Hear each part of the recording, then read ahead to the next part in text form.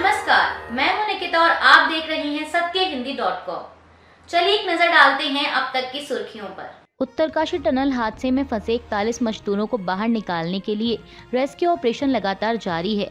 ऐसे में दुर्घटना स्थल का जायजा लेने पहुंचे केंद्रीय सड़क परिवहन और राजमार्ग मंत्री नितिन गडकरी ने आज रविवार को कहा कि अगर मलबे में ड्रिलिंग करने वाली ऑगर मशीन ठीक से काम करती रहती है तो बचाव टीम अगले 2 से ढाई दिनों में उत्तराखंड की सुरंग के अंदर 170 घंटों से अधिक समय से फंसे 41 मजदूरों तक पहुंच सकती है। मीडिया से बात करते हुए गडकरी ने कहा कि प्राथमिकता मजदूरों का जीवन बचाना है।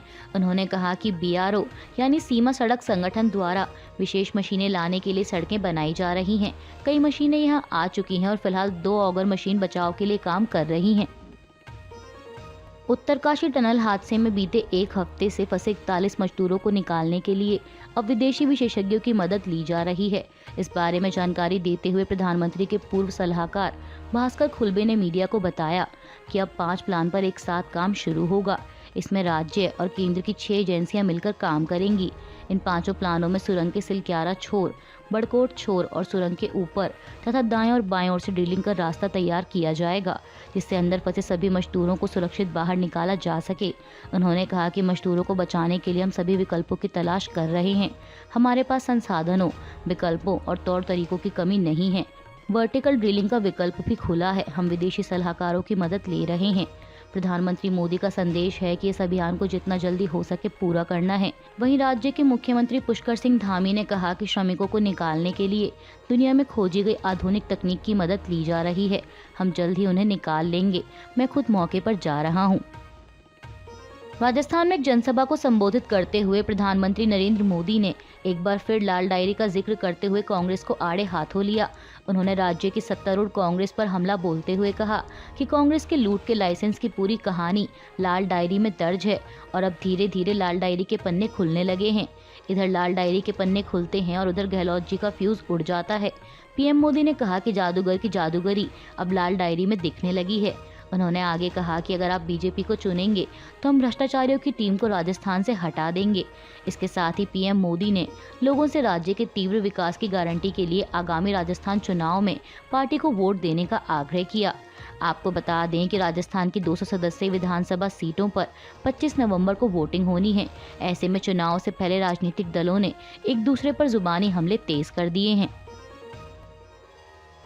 राजस्थान चुनाव में अब एक हफ्ते से भी कम का समय बचा है। ऐसे में राजनीतिक दलों के बीच तीखी जुबानी जंग जारी है। जहां कांग्रेस की ओर से राहुल गांधी ने मोर्चा संभाल लिया है, तो वहीं प्रधानमंत्री मोदी BJP के लिए प्रचार प्रसार में कोई कसर नहीं छोड़ रहे। इसी कड़ी में आज रविवार को दोनों नेताओं ने राजस्थान में अपनी रैलियों को संबोधित करते हुए एक दूसरे पर जमकर निशाना साधा। प्रधानमंत्री मोदी ने आज क्रिकेट वर्ल्ड कप 2023 के फाइनल मुकाबले के दिन रन आउट, हिट विकेट और मैच फिक्सिंग जैसे शब्दों का इस्तेमाल करते हुए राज्य की सत्तारूढ़ कांग्रेस पर जमकर हमला बोला। PM मोदी ने कहा कि ये भूमि गुरु खेमचंद प्रकाश की जन्मभूमि और गुरु नानक की तपोभूमि है, लेकिन कांग्रेस के राज में यहाँ देवी देवताओं का नाम लेना भी मुश्किल हो गया है। प्रधानमंत्री इतने पर ही नहीं रुके। उन्होंने आगे आरोप लगाते हुए कहा कि कांग्रेस देवी देवताओं की यात्रा पर तो रोक लगा देती है, लेकिन आतंकी संगठन PFI की रैलियों को बढ़ावा देती है। संस्कृति की रक्षा के लिए यहाँ से कांग्रेस सरकार को हटाना बहुत जरूरी है। उन्होंने कहा कि कांग्रेस सरकार के 5 साल एक दूसरे को रन आउट करने में बीत गए। जो बचे हैं वो महिलाओं और अन्य मुद्दों पर गलत बयान देकर हिट विकेट किए जा रहे हैं और बाकी जो हैं वो पैसे लेकर, रिश्वत लेकर मैच फिक्सिंग कर लेते हैं और कुछ काम नहीं करते। PM मोदी ने कहा कि BJP विकास का स्कोर तेजी से बनाएगी और जीत राजस्थान की होगी। जीत राजस्थान के भविष्य, माताओं, बहनों, युवाओं और किसानों की होगी। राजस्थान के बूंदी में एक जनसभा को संबोधित करते हुए कांग्रेस नेता राहुल गांधी ने भी केंद्र की सत्तारूढ़ BJP पर जमकर निशाना साधा। चुनाव से पहले पार्टी के प्रचार प्रसार में जुटे कांग्रेस नेता ने कहा कि अब देश को बदलने का समय आ गया है। इस दौरान राहुल गांधी ने एक बार फिर मशहूर बिजनेसमैन गौतम अडानी का नाम लेते हुए PM नरेंद्र मोदी को घेरा। उन्होंने कहा कि प्रधानमंत्री मोदी भारत माता की जय कहते हैं, जबकि उनको अडानी की जय कहना चाहिए। काम तो उनका करते हैं। इसके साथ ही कांग्रेस नेता ने जाति आधारित जनगणना का मुद्दा भी उठाया। उन्होंने कहा कि नरेंद्र मोदी जाति आधारित जनगणना नहीं करवा सकते, चाहे कुछ भी हो जाए, क्योंकि मोदी तो अडानी के लिए काम करते हैं। कांग्रेस के पूर्व अध्यक्ष ने कहा कि यह काम राहुल गांधी और कांग्रेस पार्टी ही कर सकती है। जिस दिन जाति आधारित जनगणना हो गई और पिछड़ों, आदिवासियों और दलितों की बात समझ में आ गई, उस दिन ये देश बदल जाएगा और अब देश को बदलने का समय आ गया है। उन्होंने कहा कि गरीब, किसान, मजदूर ही भारत माता है और भारत माता की जय तब होगी जब देश में इन वर्गों की भागीदारी सुनिश्चित होगी। कांग्रेस नेता प्रियंका गांधी द्वारा तेलंगाना के सत्तारूढ़ बीआरएस और एआईएमआईएम पर मिलीभगत का आरोप लगाए जाने को लेकर अब एआईएमआईएम प्रमुख असदुद्दीन ओवैसी ने उन पर पलटवार किया है। दरअसल प्रियंका गांधी ने कहा था कि तेलंगाना में सत्तारूढ़ बीआरएस, असदुद्दीन ओवैसी के नेतृत्व वाली एआईएमआईएम और बीजेपी मिलीभगत से काम कर रहे हैं। उन्होंने तेलंगाना में एक चुनावी रैली को संबोधित करते दौरान यह बात कही। इस दौरान प्रियंका गांधी ने आरआरआर फिल्म का जिक्र करते हुए ये भी कहा था कि बीजेपी, बीआरएस और एआईएमआईएम एक साथ नाटो नाटो कर रहे हैं। उन्होंने जनता से कहा कि आपको यह समझना होगा कि बीआरएस और बीजेपी दोनों मिली हुई हैं। वहीं अब उनके इस बयान पर पलटवार करते हुए ओवैसी ने एक्स पर लिखा कि मैडम, क्या पीएम मोदी ने आपको जनवरी में अयोध्या बुलाया है? अगर नहीं तो उन्होंने यह आपकी पार्टी और आपके दिवंगत पिता के बाबरी विरोधी आंदोलन में किए गए योगदान का अपमान है। ओवैसी ने आगे कहा कि हरियाणा में बीजेपी सरकार ने आपके जीवन साथी को क्लीन चिट क्यों दी। इसके साथ ही ओवैसी ने एक न्यूज़पेपर की हेडलाइन भी शेयर की जिसमें लिखा है कि 5 साल बाद हरियाणा सरकार ने कहा कि रॉबर्ट वाड्रा और डीएलएफ डील में कोई उल्लंघन नहीं हुआ।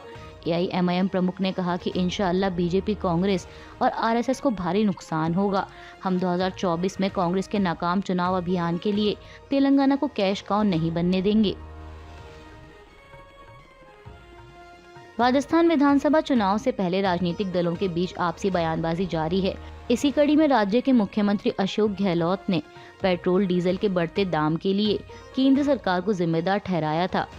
वहीं अब केंद्रीय मंत्री हरदीप सिंह पुरी ने सीएम गहलोत के आरोपों पर पलटवार किया है। केंद्रीय पेट्रोलियम मंत्री ने एक प्रेस कॉन्फ्रेंस के दौरान कहा कि सीएम गहलोत के इल्जाम झूठे हैं। दाम बढ़ने की वजह केंद्र सरकार नहीं बल्कि राज्य सरकार की ओर से लगाया जा रहा वैट है। पुरी ने कहा कि कच्चा तेल हम इंपोर्ट करते हैं और रिफाइनरी में रिफाइन करके सप्लाई किया जाता है। इस पर केंद्र सरकार एक्साइज ड्यूटी और राज्य सरकार वैट लगाती है या सेल्स टैक्स लगाती है। और राजस्थान सरकार ने साल 2021 से 2022 और 2022 से 2023 के वित्तीय वर्ष में पेट्रोल डीजल पर वैट से 35,975 करोड़ टैक्स कलेक्ट किया है, जो देश के 18 राज्यों द्वारा वसूले गए 32,000 करोड़ रुपए के टैक्स से भी ज्यादा है। उन्होंने कहा कि बीजेपी शासित राज्यों के मुकाबले राजस्थान में पेट्रोल डीजल 10 से 11 रुपए प्रति लीटर महंगा है, क्योंकि यहाँ पेट्रोल पर 31.04% और डीजल पर 19.3% वैट है, जो कि बहुत ज्यादा है। पेट्रोल डीजल पर केंद्र सरकार ने 2 बार टैक्स कम किए हैं। इसके बावजूद राजस्थान में झूठ फैलाया जा रहा है। केंद्रीय मंत्री हरदीप सिंह पुरी ने आगे यह भी कहा कि राजस्थान में बीजेपी सरकार बनने के बाद लखनऊ की तरह पेट्रोल 96 रुपए प्रति लीटर हो जाएगा। अहमदाबाद के नरेंद्र मोदी स्टेडियम में खेले जा रहे क्रिकेट वर्ल्ड कप 2023 के फाइनल मुकाबले के बीच कुछ ऐसा नज़ारा देखने को मिला है जिस पर यकीन करना शायद थोड़ा मुश्किल है, लेकिन जब बात देश की आती है तो आज के इस उदाहरण से बेहतर देश की एकता को समझने के लिए शायद ही कुछ हो। दरअसल ऐसा इसलिए क्योंकि ज़्यादातर मामलों पर एक दूसरे से अलग राय और विचारधारा रखने वाले देश के 2 राजनीतिक दलों को अक्सर एक दूसरे के खिलाफ बयानबाजी करते देखा जाता है। लेकिन आज क्रिकेट वर्ल्ड कप के फाइनल मुकाबले वाले दिन दोनों राजनीतिक दल एकमत होते नजर आए, जहां बीजेपी ने अपने ऑफिशियल एक्स हैंडल से पोस्ट कर कहा कि कम ऑन टीम इंडिया, हमें आप पर विश्वास है। तो वहीं इसके करीब 14 मिनट बाद कांग्रेस ने भी अपने एक्स हैंडल से भाजपा के ट्वीट को रीट्वीट करते हुए सहमति व्यक्त करते हुए लिखा कि यह सच है, जीतेगा इंडिया। वहीं अब दोनों राजनीतिक दलों के इस पोस्ट को लेकर यूजर्स की अलग अलग प्रतिक्रियाएं भी सामने आ रही हैं। क्रिकेट वर्ल्ड कप 2023 का फाइनल मुकाबला अहमदाबाद के नरेंद्र मोदी स्टेडियम में जारी है। बता दें कि आज का यह फाइनल मैच इंडिया और ऑस्ट्रेलिया के बीच खेला जा रहा है।